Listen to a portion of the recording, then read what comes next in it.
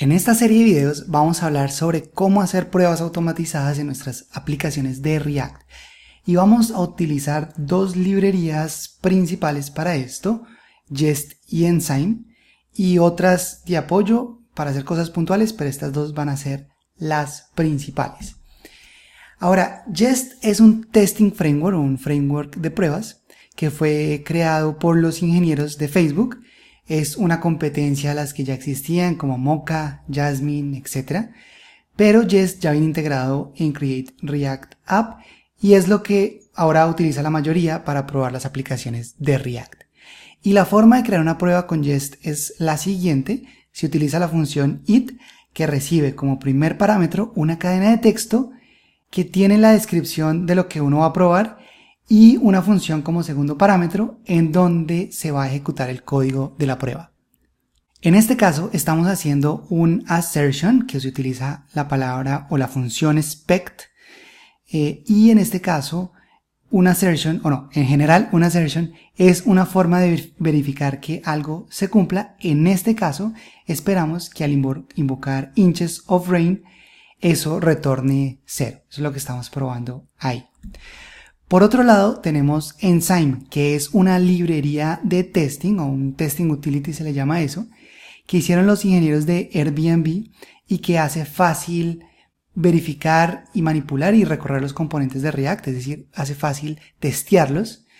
Esta no viene incluida con Create React App, así que es necesario incluirla manualmente ejecutando esta línea que ves ahí, así que hagámoslo sobre nuestro proyecto. Entonces, para eso vas a ubicarte en el proyecto y vas a ejecutar npm install --save dev, porque esta ya no es una dependencia en tiempo de ejecución, sino en tiempo de desarrollo. Enzyme, y también necesitamos instalar React Add-ons Test Utils. ¿Listo? Y mientras que eso termina de instalar, volvamos al código y ahí vas a encontrar un archivo llamado app.test.js con una prueba de Jest. Ese archivo lo crea Create React App cuando inicializamos la aplicación y viene con una primera prueba muy básica para verificar que el componente app.js se renderice correctamente. Para ejecutar las pruebas de la aplicación vas a utilizar el comando npm test de esta forma, y ese comando deja un proceso corriendo que ejecuta las pruebas cada vez que cambia el código. En este momento sale un mensaje que dice que no encontró archivos relacionados con las pruebas desde el último commit y que si queremos volver a ejecutar todas las pruebas ejecutemos A, oprimamos A, así que hagámoslo. Si oprimimos A, él vuelve a ejecutar todas las pruebas y acá nos dice que falló una prueba, pues la única que hay. Nos dice que renders without crashing falló y acá arriba nos dice la razón. No puede encontrar el store ni en el contexto ni en los props para un componente conectado llamado product list.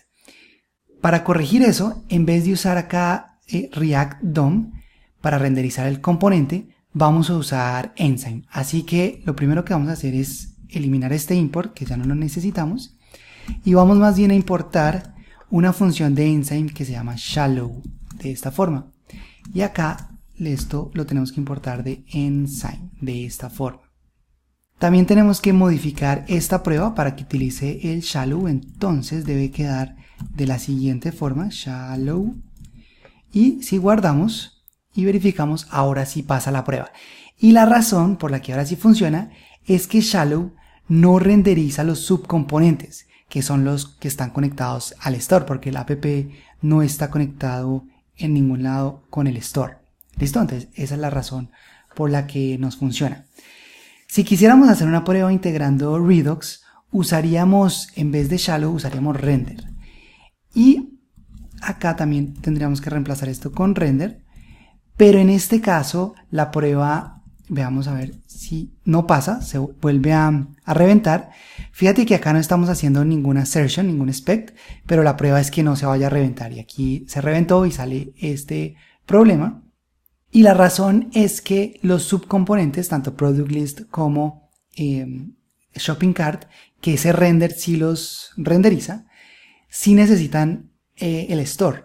Entonces, para solucionar ese problema, lo que vamos a hacer es lo siguiente. Vamos a importar primero provider de React Redux y vamos a importar el store from./store.